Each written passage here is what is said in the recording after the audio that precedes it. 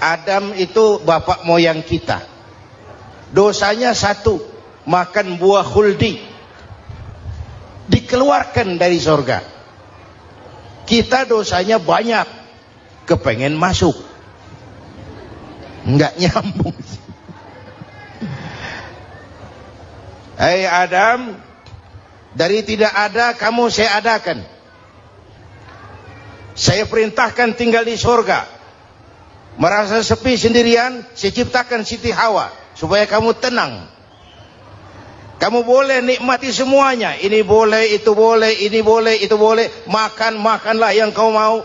Minum, minumlah yang kau suka. Pakai, pakailah yang kau senang. Satu yang saya minta, jangan dekati pohon khuldi. Itu kau tidak sanggup, keluar. Diusir dari surga. Sujud Nabi Adam. Kata riwayat 40 tahun sujud. Membaca Rabbana zalamna anfusana wa illam taghfir lana wa tarhamna lanakunanna minal. Itu namanya istighfarnya Nabi Adam. Istighfar itu kan mengucapkan astagfirullah, basmalah, membaca bismillah. Jangan kayak teman saya disuruh banyak-banyak baca istighfar, benar-benar dia baca istighfar, istighfar, istighfar. Bukan itu maksudnya. Nah, maka salah satu amalan yang sangat dianjurkan di bulan Muharram ini memperbanyak istighfar.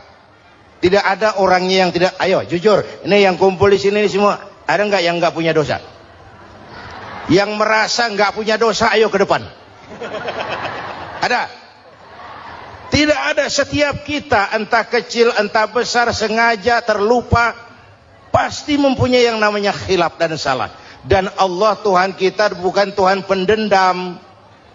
Allah Tuhan kita Tuhan yang ramah dan rahmah.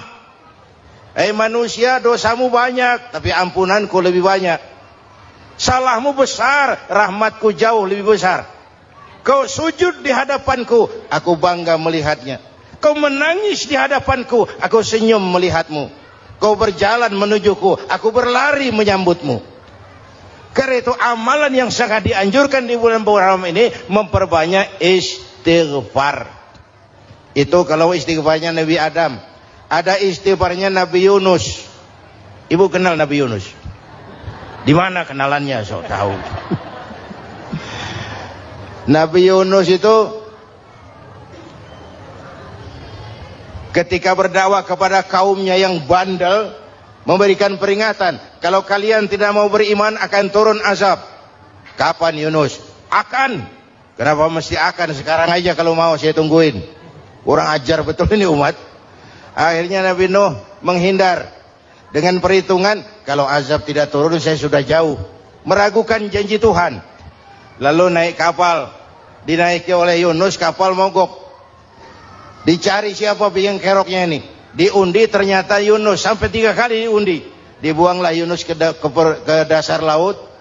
Ditelan oleh ikan Nun atas perintah Allah. Telan itu Yunus, jangan pakai dikunyah, rusak urusan. Telan saja, simpan di perutmu. Dibawa oleh ikan Nun ke dasar lautan. Itu yang oleh Quran dikatakan bertemulah 3 macam kegelapan. Zulumatun salas. Gelapnya tengah malam, gelapnya di dasar laut, gelapnya di dalam perut ikan. Itu namanya peteng. Mbahnya gelap. Di perut ikan itulah Nabi Nuh sadar akan kesalahannya, meragukan janji Allah, meragukan janji Allah.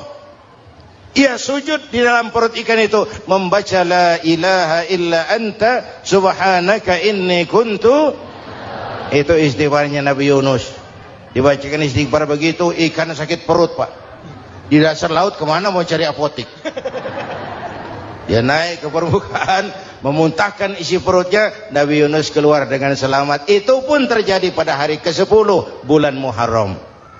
Istighfar intinya itu. Itu amalan utama bulan Muharram, memperbanyak istighfar. Allah selamatkan Nabi Nuh dari bahtera banjir yang luar biasa, 10 Muharram. Allah selamatkan Nabi Ibrahim dari pembakaran Raja Namrus, 10 Muharram. Setelah Nabi Ibrahim itu menghancurkan berhala-berhala, Abrahat pulang mau ibadah, lihat Tuhannya berantakan, marah besar. siapa yang menghancurkan Tuhan-Tuhan kita ini? Ada yang lapor, kami lihat Ibrahim. Tangkap. Belum ada bukti. Tangkap dulu yang penting. Bukti belakangan. Tangkap. Wah, dikerahkanlah aparat. Tangkap Nabi Ibrahim. Disidang langsung oleh Abrahat. Oleh Namrus maksud saya. Ibrahim, kau yang menghancurkan berhala-berhala kami ini, Tuhan-Tuhan kami. Siapa bilang? Ada yang lapor. Saya dengar enggak semua berhala itu hancur. Ada yang paling besar. Angkat tangan, saya lihat ada kampak di tangannya. Barangkali yang besar itu iseng tuh. Yang kecil-kecil dikampakin. Tanya aja sama dia. Kamu gila? Kenapa? Masa kami disuruh nanya berhala? Nggak bisa jawab. Nggak bisa jawab. Lah kenapa disembah? Lebih gila mana sih? Tahu nggak bisa jawab kenapa disembah? Kurang ajar kamu Ibrahim. Bakar. Dibakar. Ketika Ibrahim dilempar ke kobaran api yang menggunung, Allah perintah api. Ya naru kuni bardan wa salaman ala Ibrahim. Hai api, dinginlah sampean. Api Madura waktu itu, Pak. Hai api, dinginlah sampean, selamatkan Ibrahim. Api tunduk kepada perintah Allah. Ibrahim masuk ke kobaran api, selembar rambut pun tidak terbakar. Kenapa? Apinya tunduk kepada perintah Allah. Kenapa? Karena Ibrahim orang yang takut kepada Allah. Api tunduk kepada perintah Allah.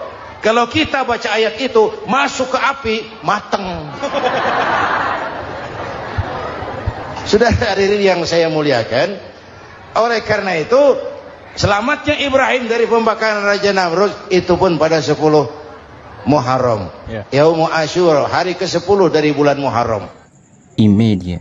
Bapak Ibu hadirin hadirat yang saya cintai, sebagian kecil tentang Nabi Adam, Nabi Ibrahim dan Nabi Yunus, tapi saya belum menceritakan tentang Nabi Nuh tadi. Mengulang kaji. Nabi Nuh salah seorang rasul yang masuk ulul azmi, 5 besar. Karena memang perjuangannya menggambarkan satu usaha yang ulet dan luar biasa. Beliau diberi umur 950 tahun. Lalu berdakwah selama 900 tahun. Sore, pagi, siang, malam. Dapat pengikut tidak lebih 80 orang.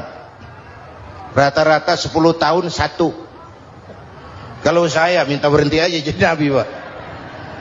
Ustadz mana masih mau buka pesantren? 10 tahun buka pesantren, yang nyantri cuma satu. Pedagang mana yang masih mau dagang? 10 tahun dagang, yang beli satu. Pimpinan partai mana yang masih mau kampanye? 10 tahun buka partai, yang nyoblos satu. Bangkrut. Umatnya bandel, kurang ajar, durjana, bajingan, tengik.